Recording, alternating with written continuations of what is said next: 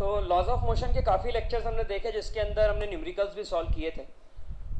आज के लेक्चर में लॉज ऑफ मोशन पे अपन जो बात करने जा रहे हैं जिस टॉपिक पर, वो टॉपिक है apparent weight of a man. ये काफ़ी इंटरेस्टिंग और अच्छा टॉपिक है, मज़ा आता है बच्चों को भी पढ़ने में।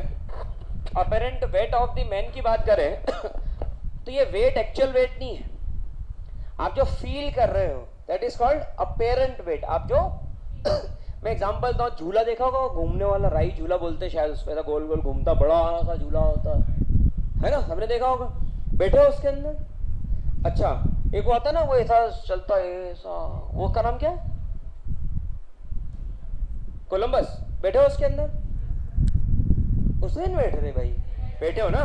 तो क्या होता है जब राई झूला, वो अपन झूले में बैठते तो ऐसा ऊपर जाता है तो अपने को फील आता है, लेकिन जब यहाँ से ऐसा आता है तो कैसा पेट में गुदगुदी होती है। हाँ, that weight is said to be apparent weight falling freely under the gravity.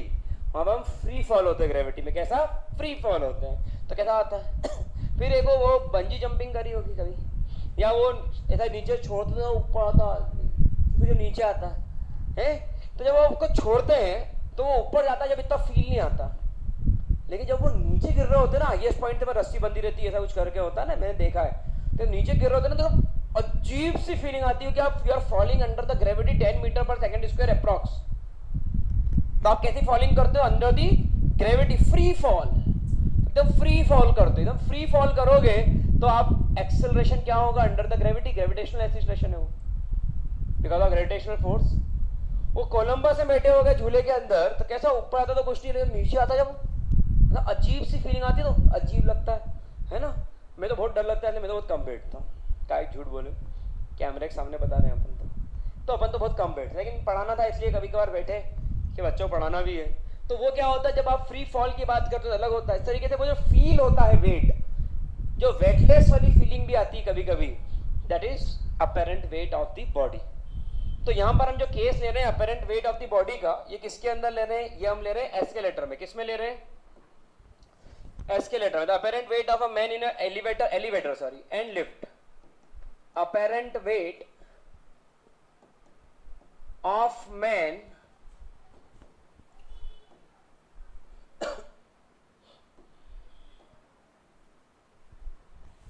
in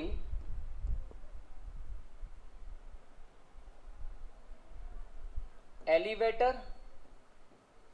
slash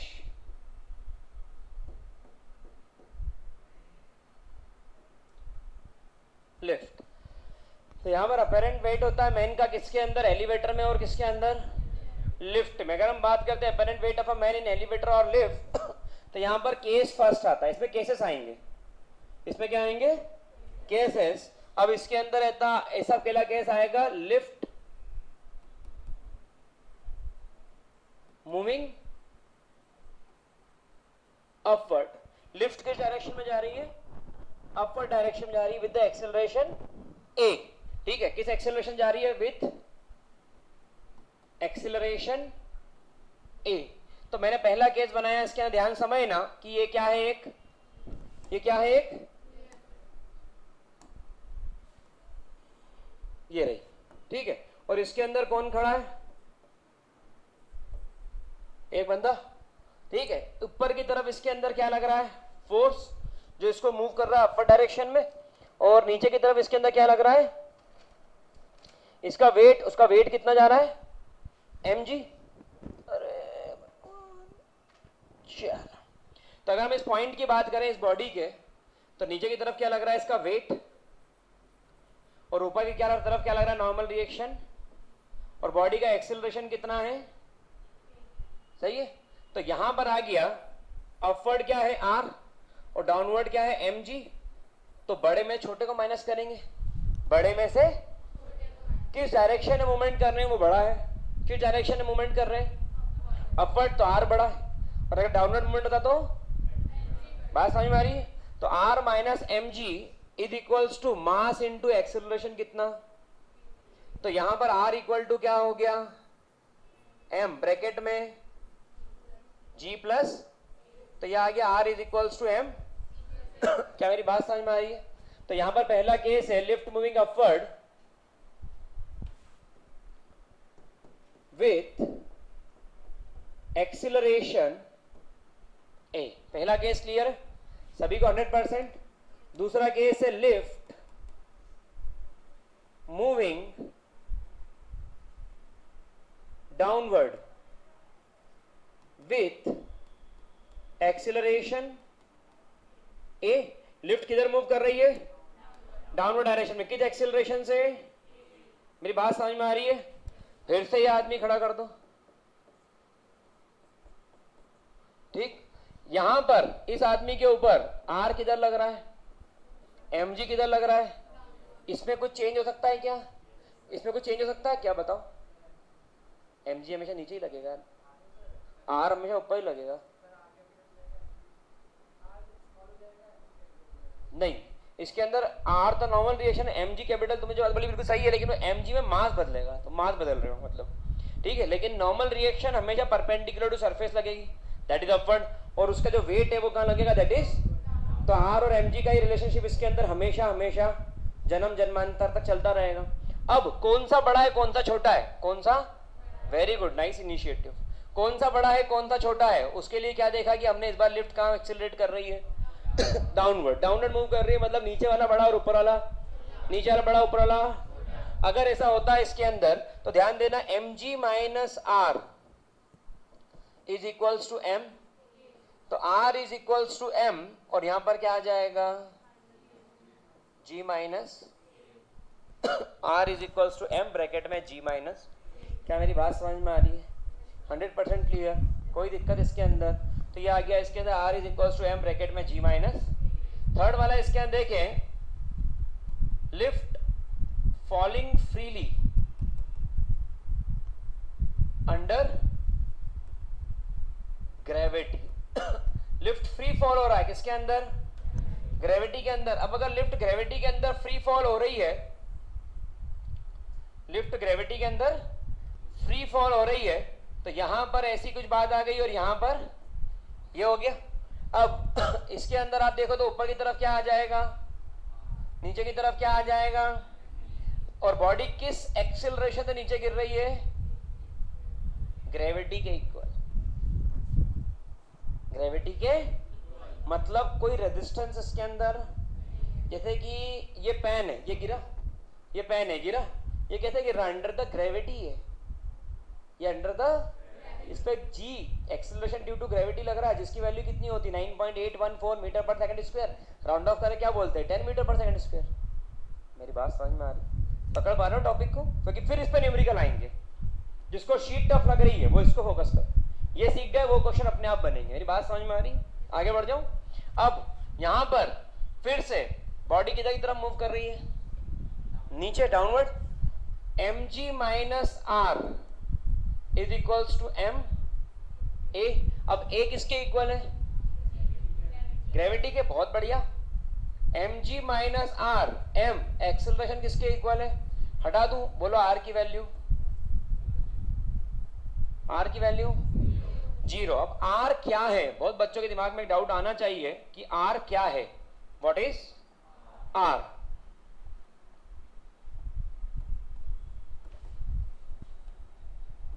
apparent weight of the body. What is R? apparent weight of the, apparent weight of the body क्या है? R। मेरी बात सबको समझ में आ रही है? 100% क्लियर, कोई दिक्कत इसके अंदर? तो ये R क्या हो गया? It's the apparent weight of the। अब यहां पर देखिए आप, इसके अंदर R की वैल्यू बढ़ रही है कम हो रही है?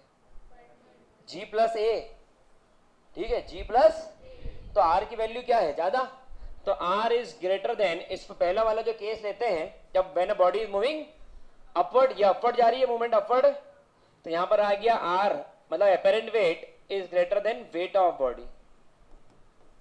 तो ऊपर जाते हैं, ध्यान करो, ऊपर जाते थे जब भी किसी भी खिलौने के झूले के अंदर, तो कोई तकलीफ किसी को भी नहीं आती थी, ऊपर जाने में कोई तकलीफ। लेकिन जब नीचे गिरते थे जब तकलीफ, अजीब लगता था। यहां पर देखो R is equal to M, g minus है डाउनवर्ड मूवमेंट, तो यहां पर R की वैल्यू क्या है? Less than actual weight of, तो R is less than actual weight of दी। क्या मेरी बात समझ में आ रही? पहला है R is greater than weight of body, दूसरा R is less than weight of. ये दोनों बातें मेरी 100% क्लियर, सबको क्लियर 100%, इसमें कोई किसी को दिक्कत नहीं है। एक और इसके अंदर आर इक्वल टू 0, मतलब अपेरेंट वेट क्या है, आपको वेट फील, ये कब होता है, फ्री फॉल, वो रस्सी तो खींच कर छोड़ते हो गया ऊपर, कोई तकलीफ नहीं, आवाज नहीं है, जबरन चिल्ला रहा, ओ नकली आवाज फील आता है, छोड़ दिया ऊपर से, नीचे गिर रहा, तो उसको समझ में ही नहीं आया क्या हो गया ये, क्योंकि इतनी हाइट से वो फ्री फॉल होता, रस्सी बांध के खेलते हैं ना, गेम्स कौन से आते हैं आजकल स्पोर्ट्स एडवेंचरस में, वो देख के अच्छा लगता है अपने को क्या, बाकी तो खतरनाक लगता है। तो उसमें क्या था, ऊपर गिरे, तो गिरे कैसे, अंडर द ग्रेविटी, तो आपकी कौन सी फीलिंग थी, वेट लेस, कौन सी फीलिंग थी, वेट लेस, कौन सी फीलिंग थी, वेट लेस, हल्का, वेटलेस फीलिंग आ गई, कौन सी फीलिंग आ गई, क्या मेरी बात सबको समझ में आ रही, 100% क्लियर हो रहा, कोई दिक्कत नहीं इसके अंदर, पक्का कर पाओगे, पक्का। चलो, तो ये आपके 3 केस इसके अंदर आ गए। अब मान लो कि लिफ्ट मूव ही नहीं कर रही है, एक्सीलरेशन क्या है, 0, एक्सीलरेशन क्या हो गया, तो आर इक्वल टू क्या हो जाएगा, आर इक्वल टू एम जी।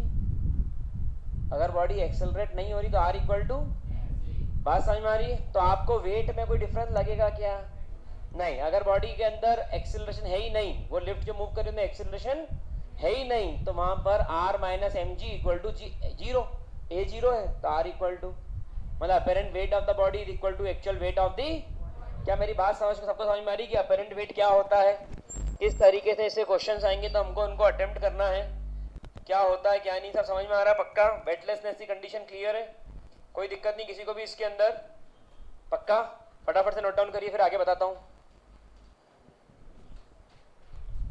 इससे आगे बात करते हैं हम। तो केस क्या आया कि एक बंदा लिफ्ट में है, ये क्या है, और इसके अंदर क्या हो गया, एक कोई बंदा, ठीक है, आर हमेशा कहाँ लगेगा, और एम जी हमेशा क्या लगेगा, ये हमेशा का केस है ना, मतलब एलिवेटर हो, लिफ्ट हो, body is moving under the gravity, falling freely, मतलब इसके अंदर क्या है, एक बॉडी है जो एक्सेलरेट कर रही है या तो ग्रेविटी के साथ या ग्रेविटी के अगेंस्ट में, ये वाले केस चल रहे हैं ना, ये हर जगह ऐसे एप्लीकेबल होंगे, ठीक। अब क्योंकि लिफ्ट है तो बॉडी रिटार्डिंग थोड़ी है, लिफ्ट को पावर मिलता है ना, लिफ्ट को पावर मिलता है, तो बॉडी कैसी रहेगी, एक्सेलरेटिंग है, नहीं तो एक पत्थर फेंकोगे तो वो एक्सेलरेटिंग रहेगा क्या,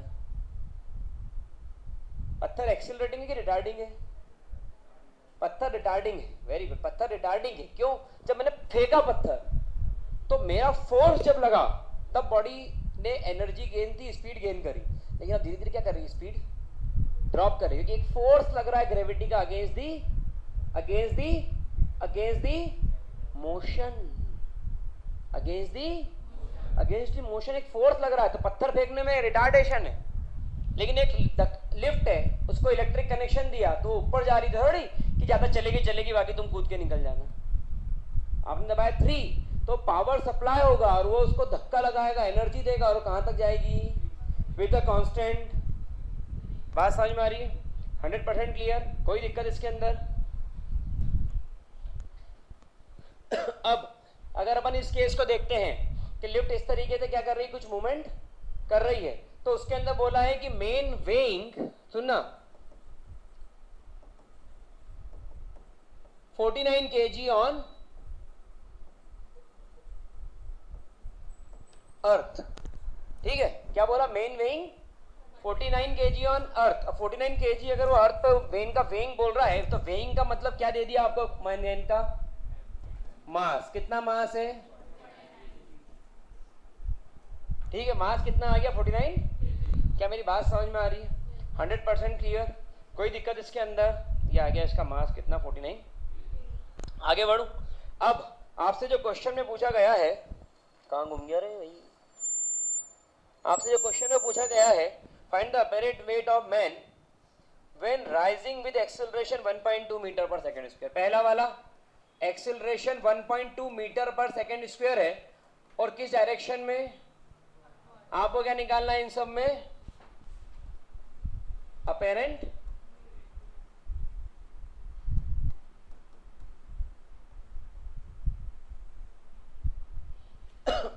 what you have to calculate in it? Apparent weight आपको इसके अंदर कैलकुलेशन करना है। क्या मेरी बात समझ में आ रही है?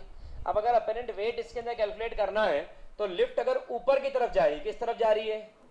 तो आपको कब पेट में गुड़गुड़ गुड़गुड़ होती है? जब लिफ्ट किधर जा रही हो, जब झूला किधर जा रहा हो, जब वो रोप से आप किधर जा रहे हो, बंजी जंपिंग करके आदमी कहाँ गिर रहा है?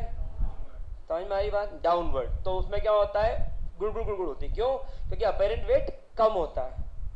और जब ऊपर जा रहा हो तो अपेरेंट वेट, तो कोई फर्क पड़ेगा क्या? कोई अजीब सा लगेगा क्या?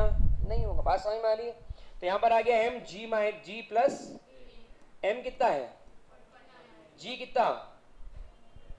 10 ना, इसके अंदर 9.8 का इसने लिया होगा और ए कितना है? 1.2 दिया है ना। तो यहां पर आपको क्या निकलना उसका अपेरेंट वेट? तो यहां पर जी की वैल्यू आ गई 9.8 और इसकी वैल्यू आ गई 1. तो यह आ गया 49 इंटू कितना हो रहा है ये? 11। अब इसको डिवाइड बाय अपन ग्रेविटी कर दे तो ये क्या आ गया यहाँ पे? Kilogram force. मतलब ये क्या निकल गया? इसका अपेरेंट वेट, जिसकी यूनिट क्या है? Kilogram force, KGF. अरे पिक्चर नाम है, ठीक है। और इसका नाम क्या? Kilogram force. अब यहाँ काटा पीटी कर कुरा के 9.8 इसको काटेगा 5 टाइम्स में, तो अपेरेंट वेट कितना हो गया? 55 kgf। क्या मेरी बात समझ में आ रही है? चेक करें जरा, आंसर इसका आ रहा है कुछ सॉल्व कर कुरा के 55 kgf, बिल्कुल सही है। तो ये क्या आपने किस पे कैलकुलेट कर लिया? इसका apparent wait 49 kg on earth, जो आपको गिवन है उसके अंदर 49 kg ऑन अर्थ। चलिए सेकंड वाला केस देखते हैं अपन। एक्सेलरेशन आपको गिवन है सेकंड वाले केस में, going down with same acceleration 1.2 metre per second. किधर की तरफ जा रहा है ये? R is equals to formula क्या लगेगा? m कितना? 49, g कितना? 9.8, a कितना? 1. यहां से सॉल्व करके जब r की वैल्यू आप निकाल रहे हैं तो वो r की वैल्यू आ रही है इसमें गोइंग डाउनवर्ड में 43 kgf। The value of r will be 43 kg। Solve करके देखना क्या आ रहा है इसका आंसर। Do it fast. तो यहां पर आपकी जो यूनिट आ रही थी किस में आ रही थी? केजी में। आपको अपेरेंट वेट निकालना, आपने डिवाइड बाय 9.8 किया तो आपका आंसर किस में आ गया? ये mg डिवाइड बाय 9.8, तो यूनिट केजी तो किस में कन्वर्ट होगी? केजी, क्योंकि mg वेट की भी यूनिट होती है। वेट की यूनिट क्या है? mg। और उसमें से आप ग्रेविटी को डिवाइड कर दो तो क्या बचेगा? सिर्फ किलोग्राम फोर्स। kgf मतलब किलोग्राम। थर्ड केस है इसके अंदर, केस नंबर 3। केस नंबर, यह क्वेश्चन आपकी बुकलेट में गिवन है। Case number 3, falling freely under the action of gravity. Falling freely under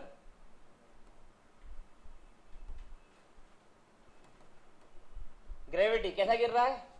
free fall. कैसा गिर रहा है? किसके अंदर? कैसा हो रहा है? किसके अंदर? Falling freely under the gravity. तो मुझे बताओ ए और जी का क्या रिलेशन होगा? तो आर की वैल्यू बताओ। सबको पता है इस कंडीशन में क्या बोलते हैं?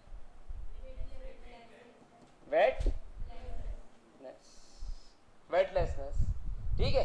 अब चौथी कंडीशन है मूविंग अप और डाउन विथ, ध्यान देना, यूनिफॉर्म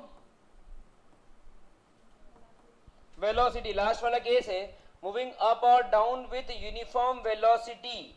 ठीक है, मूविंग अप और डाउन विथ यूनिफॉर्म मतलब अभी क्लास की यूनिफॉर्म है, सबकी एक जैसी है कि अलग अलग है? चेक कर लो, सही है। ताकि यूनिफॉर्म मतलब एक जैसा, तो अगर यूनिफॉर्म वेलोसिटी मतलब एक जैसी वेलोसिटी। अब अगर एक जैसी वेलोसिटी से जा रहा है तो क्या वेलोसिटी में चेंज होगा? क्या वेलोसिटी में चेंज होगा? क्या वेलोसिटी में चेंज होगा? तो बड़ा मुंह से बोलो ना, हम बोल बोल थक गए, 3 घंटे होगा हमको बोलते हुए, 3 घंटे होगा बढ़ाते बढ़ाते। तो क्या वेलोसिटी में चेंज होगा? अब वेलोसिटी में चेंज ही नहीं हुआ, वेलोसिटी में तो एक्सेलरेशन क्या होगा? क्या एक्सेलरेशन होगा? क्या एक्सेलरेशन नहीं होगा, क्योंकि वेलोसिटी क्या है? कांस्टेंट। ठीक है। अब अगर वेलोसिटी कांस्टेंट और एक्सीलरेशन पिक्चर में नहीं हो रहा है तो r इज इक्वल्स टू कुछ भी ले लो, mg प्लस a ले लो या mg माइनस a ले लो, a क्या है तो r क्या हो गया, ठीक है। अब यहां पर आपको वैल्यू निकालना है kgf में, कहां गया क्वेश्चन, ये रहा, वैल्यू किसमें निकालना है, तो जो भी था उसमें डिवाइड बाय क्या कर दो, ए जी, क्या कर दो जी। अब जी 9.8 है, वो वहां समझा दिया, लेकिन वापिस बता रहा हूँ जी करना है, ठीक है। अब क्या बचा ये सिर्फ, और m की वैल्यू कितनी है और यूनिट क्या आ गई, अब सबसे बड़ी योद्धा माँ होती है, मना कर रहा है तू, मना कर रहा है, अब आप हाँ मत बोल देना कि यूं करके बोल दे हाँ, नहीं सबसे बड़ा योद्धा माँ ही होती है, हम ना बोल रहा है, कहाँ बोल रहा है चलिए समझ में आ रहा है, सब क्लियर है, समझ में आ रहा है, समझ में आ रहा है इधर। तो यहाँ पर हमको समझ में आया उस थ्योरी और इस न्यूमेरिकल के थ्रू कि क्या पढ़ रहे हैं और हम क्या फील करना चाह रहे हैं, अपेरेंट वेट, और kgf में कन्वर्ट करना था, इसलिए हमने क्या करा, उसका डिवाइड बाय g कर दिया, m into G divide by g, तो आंसर किसमें आएगा, kgf, किलोग्राम फोर्स, वो मास हो जाता है एक्चुअली, ठीक है।